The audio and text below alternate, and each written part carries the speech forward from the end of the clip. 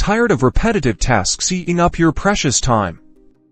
Let's dive into N8n, the automation tool that will become your new best friend. First, let's familiarize ourselves with the N8n Interface.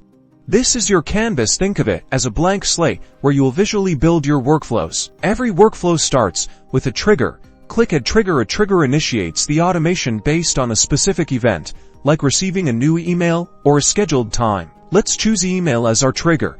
This means the workflow will start when a new email arrives. Now, you'll connect your email account to N8n. Now comes the fun part, connecting nodes. Drag the output of your email node to a new node. Search and select Send Email. This node will send an email. Configure the two subject and body fields, perhaps using data from the incoming email. Finally, hit Execute Workflow to test your automation, and if all goes well, you'll see a successful run log.